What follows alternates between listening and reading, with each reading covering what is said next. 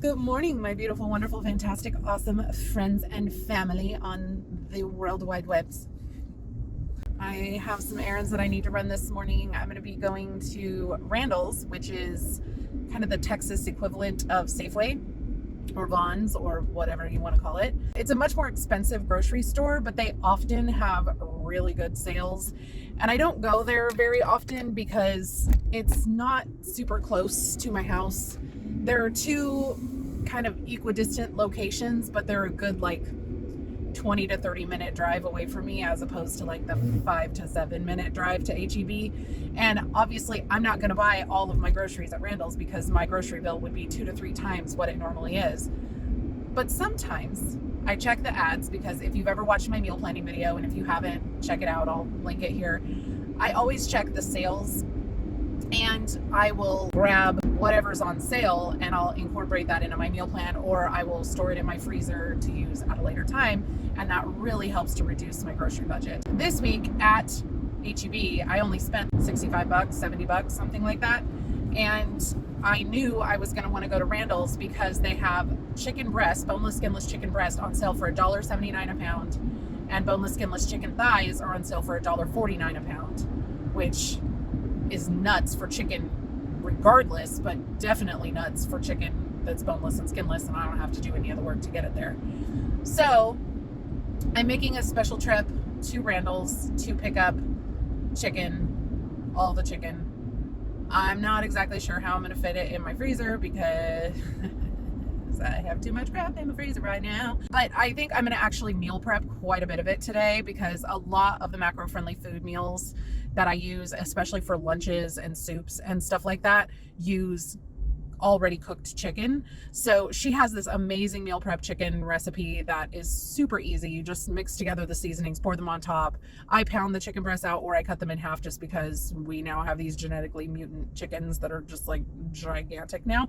So to help them cook more evenly, I pound them out, or I cut them in half, butterfly them, and then I cook them that way. And then I have a bunch of it already cooked up, and all I have to do is, defrost it or whatever. I vacuum seal it so that it'll last longer, and then I either leave it in the fridge for if cooked vacuum sealed food lasts in the fridge for 2 to 3 weeks, I want to say, and then it lasts in the freezer for 2 to 3 years. I'm gonna grab 10 pounds of chicken breast because I use it constantly. I don't think I'll probably do 10 pounds of chicken thighs, because while $1.49 is a good price, it's not amazing for chicken thighs, and I don't use them as often, even though they are very delicious and I love chicken thighs. I don't make a lot of recipes that call for chicken thighs that often, so I don't want to buy 10 pounds of it and then have it sitting in my fridge for 2 years. So that's what I'm up to this morning. I also wanted to give you guys a little bit of an update about what's happening with my diet. Things have been a little rough for the last couple weeks since our friend Sam died. I have fallen into a little bit of a depression. I've had some regression with my food habits and my health, which is to be expected. I'm doing my best to give myself grace and just realize that I needed some time to heal emotionally. And well, that's a process, and sabotaging myself health-wise isn't the best way to achieve that. Excuse me, I have that weird allergy thing happening right now. I forgot to take my allergy pill this morning. While I know that just going off the deep end and not paying attention at all to what's happening with my health isn't the best plan, I also didn't have the energy or the stamina or whatever it is you want to say to meal plan and meal prep and all of that after just coming back from our camping trip last week. This allergy stuff is killing me. I decided to let it go. It was what it was, and I wasn't going to get super worked up about it given everything that's been happening in my life. Here's the thing. This health journey for me is going to be a lifelong thing, and I recently did some research because I've been trying to find out why I'm having such a hard time. I'm feeling really burnt out with the diet stuff. I'm feeling really burnt out with everything now that my focus isn't solely on my channel and trying to keep the channel going, and I'm not focusing on my health 24/7. My attention and my energy and everything is being diverted mostly towards my career change and trying to get back up to speed on the Python so that I can start looking for work. And it's just been a lot trying to navigate that and still go balls to the wall on the health journey like I was.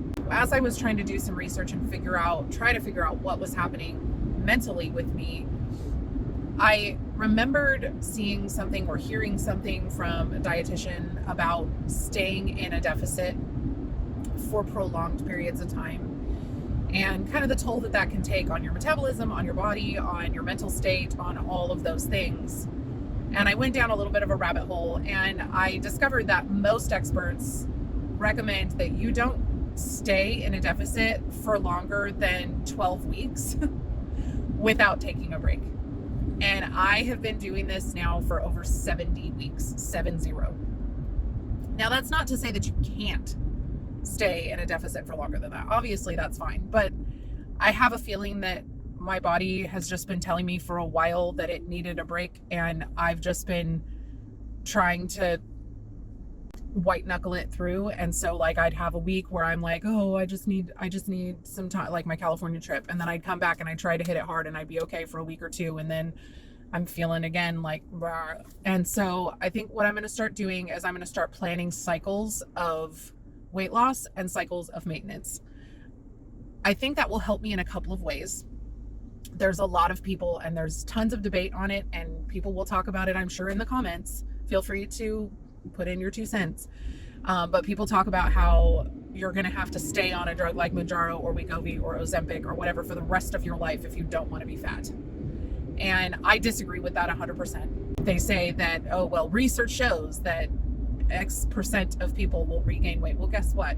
There have been clinical studies that have followed any number of methods of weight loss, and those statistics for weight regain are pretty much exactly the same as what they're saying the statistics for regain for Ozempic and Wegovy and everything else is. Weight regain is a possibility regardless of how you choose to lose your weight, because it's hard to maintain weight loss. You spend all that time and energy losing the weight, and now you've got to figure out how to exist in a state of maintaining weight loss, which isn't something that you've ever done if you've struggled with obesity for your entire life. So firstly, a lot of people destroy their metabolisms getting to the point where they've lost all of their weight. And then they're at a point where they're trying to maintain, but their body can only function consuming 1,200 calories a day. That's not good for you. It's not normal. It's just not. So then people don't understand what it means to build your metabolism back up. All of those things, I think, are contributing factors as to why people regain weight.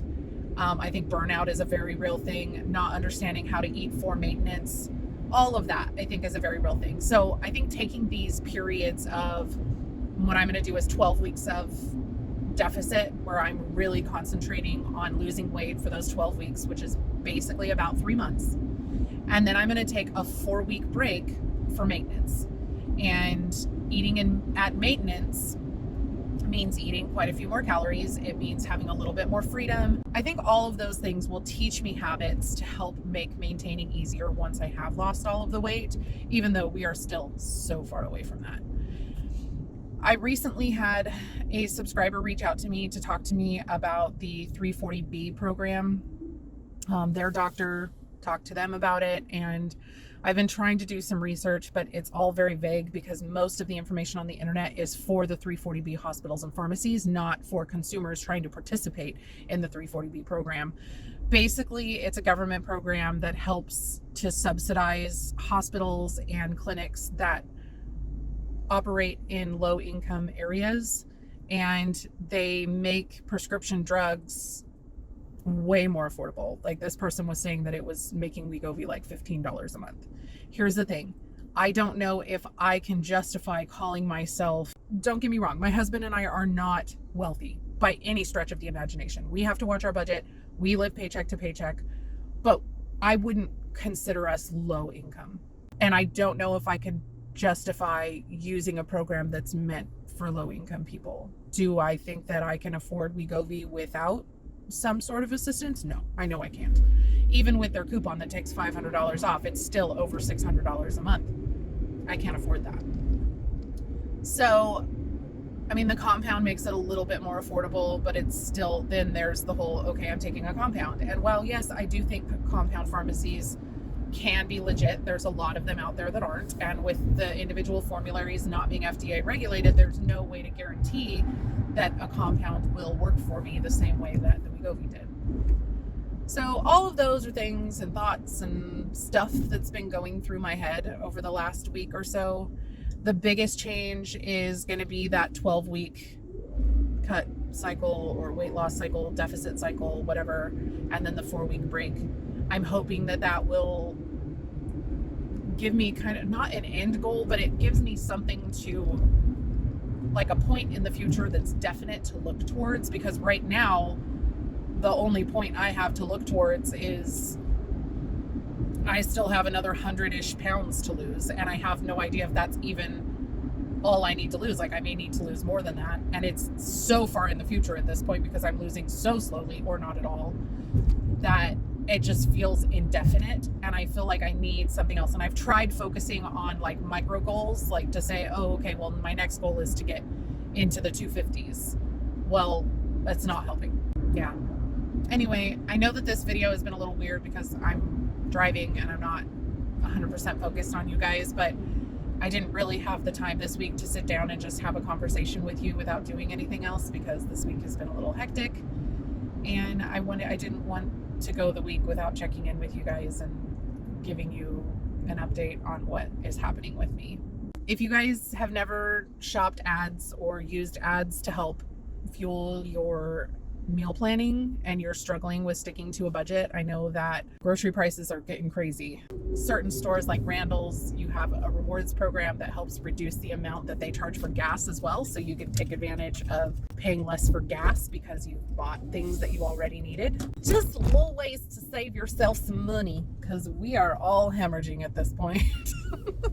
Thank you for hanging out with me and making this drive a little bit more fun. I felt like I had my friends with me, because I do. Just made it inside, and they've got a ton of these manager specials. You can tell that they're kind of starting to go a little bit, but they're still fine. And for 93% lean, these were on sale for $4.49, and they're 30% off. That makes this just over $3 a pound. So I'm gonna pick up a couple of these while I'm here.